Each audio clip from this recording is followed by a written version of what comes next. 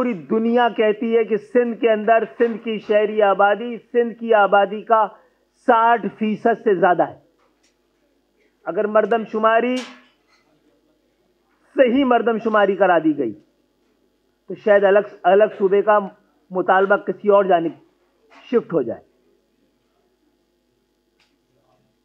तो हम ऐवानों और अदालतों में चले गए। और जब बोर्ड फैसला नहीं करता तो रोड को फैसला करना पड़ता है। आप लोगों ने जिस इत्तेहाद की बात की है, मसनूई तरीके से बनाई हुई जमातें, कराची तो क्या पूरे पाकिस्तान में कभी भी कामयाब नहीं हुई है। मुझे पता है कि बहुत सारे लोगों को बता दिया गया है, कई लोगों को उम्मीदवार बना दिया गया है मेयर का, कई लोगों से वादा भी कर लिया गया है। लेकिन हम ये समझते हैं कि अगर हमारा मुल्क जमहूरी मुल्क है, महज़्ज़ब मुल्क है, तो ये फैसला कि कराची में या हैदराबाद में या मीरपुर खास में कौन मेयर होगा, वहाँ की आवाम को करना है, किसी और को नहीं। कई बार हुकूमतों में सबसे बड़े पार्टनर होने के बावजूद हमसे ये कहा गया कि वजीर आला आपका इसलिए नहीं आ सकता कि आप सिंधी नहीं है। पंजाब में सराइकी बेल्ट, सेंट्रल पंजाब और अपर पंजाब सबके ही वजीर आला आ सकते हैं। खैबर पख्तूनख्वा में हजारा बेल्ट, पख्तून बेल्ट, दोनों जगह के वजीर आला आ सकते हैं। तो ये खुसूसी इंतजाम सूबे सिंध के लिए किस लिए है? अफसोस ये है कि हम खुल के बात करने को तैयार नहीं। अगर एमक्यूएम ने खुल के बात ना की होती तो एमक्यूएम के खिलाफ इतने ढेर सारे ऑपरेशन नहीं होने थे।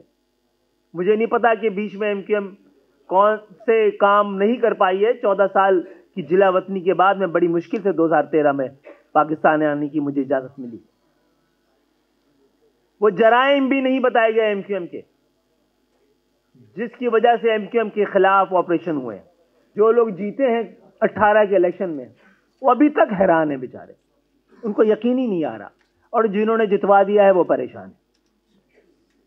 तो आने वाले इंतखाबात में मैं उम्मीद करता हूं कि मुल्क भर में जिनको आवाम वोट देगी, बैलेट बॉक्स से ऐसे ही नतीजे निकलेंगे। वोट को गिनने के बाद फैसले होने चाहिए। इंतखाबात के फैसले पॉलिसी मैटर नहीं होते हैं। जमात इस्लामी आज धरने पे बैठी हुई है, हमने इस धरने की हिमायत की है। लेकिन आपको ये बताना बड़ा जरूरी है कि 2013 में जब एमक्यूएम ने पाकिस्तान पीपुल्स पार्टी के दिए गए आर्टिकल 140A से मुतसादिम एक बल्दियाती निज़ाम की हमने मुखालफत की थी और आर्टिकल 140A के तहत एक बल्दियाती निज़ाम सिंध असेंबली में पेश किया था, तो पाकिस्तान पीपुल्स पार्टी के साथ जमात इस्लामी भी खड़ी थी और पाकिस्तान तहरीक इंसाफ भी खड़ी थी। अल्लाह का शुक्र है, हम और शुक्रिया अदा करते हैं जमात इस्लामी का कि हमारे वो तमाम नारे, वो तमाम मुतालबे जो कल तक गैर शरई थे, हुब्बुल वतनी के खिलाफ थे, मुल्क दुश्मनी पे मबनी थे, अल्लाह का शुक्र है आज जमात इस्लामी ने उसको गोद ले लिया है। कराची का बेटा हम कल अपने आप को कहते थे तो हम पर तनकीद की जाती थी। आज जमात इस्लामी अपने बैनर पे लिखती है अपने उम्मीदवारों के लिए कि अल्हम्दुलिल्लाह कराची के बेटों को कराची में इलेक्शन के लिए हमने खड़ा किया है। हमने ऑल पार्टी कॉन्फ्रेंस में जमात इस्लामी को बुलाया था।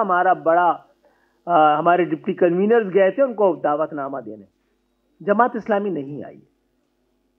लेकिन हम आज वो नारे लगा रही है उसके साथ खड़े हैं।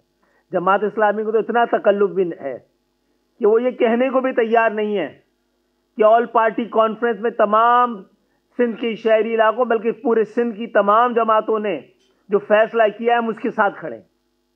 जिन हालात को एमक्यूएम की पैदावार समझा जाता है, दरअसल एमक्यूएम उन हालात की पैदावार थी।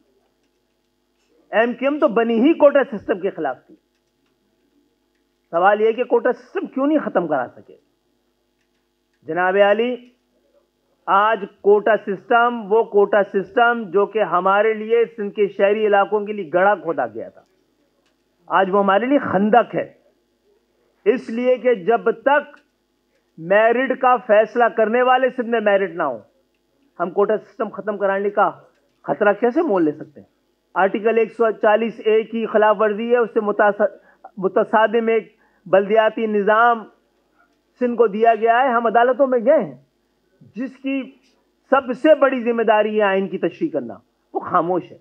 ऐवानों पे हम बात कर चुके हैं।